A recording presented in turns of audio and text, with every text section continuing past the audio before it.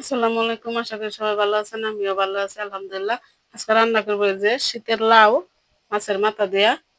চলেন দেখাই কিভাবে আমি লাউটা রান্না করি।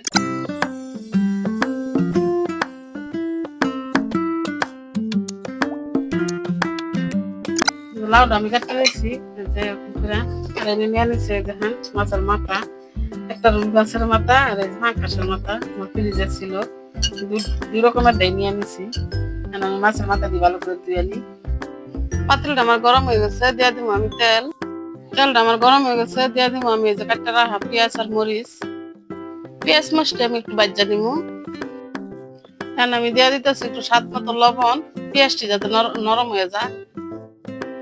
আমি গুঁড়া মশলা নিয়ে নিচ্ছি, দেন ধনিয়ার গুঁড়া, জিরার গুঁড়া, লাল মরিচের গুঁড়া, হলুদের গুঁড়া আর অল্প একটু আদা রসুন বাটা দিয়ে আমি দিয়ে দিব।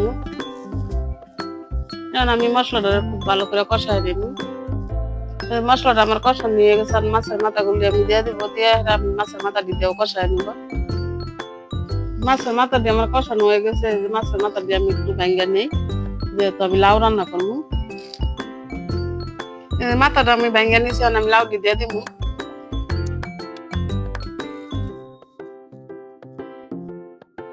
লাউটি আমি দিয়ে নিচ্ছি, আমি একটু লাইট একটু মশলার সাথে সব লাউ মিশাই নিব। লাউটা আমি মশলার সাথে মিশাই নিচ্ছি, দিয়ে দিব আমি অল্প একটু পানি, যেহেতু লাউটা আমার বাজারে কিনা। আমি লাউটা ডাক্কে দিয়ে রান্না করবো। তরকারিটা কিন্তু হয়ে গেছে, লাউটি কত সুন্দর সিদ্ধ হয়ে গেছে। দিয়ে দিব আমি যে একটা ধনিয়া পাতা।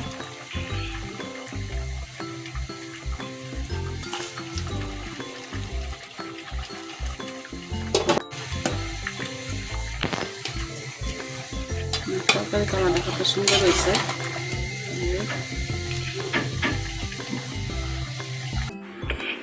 এই যে মাছের মাথা দিয়ে যে শীতের লাউয়ের তরকারিটা রেডি আমার হয়ে গেছে।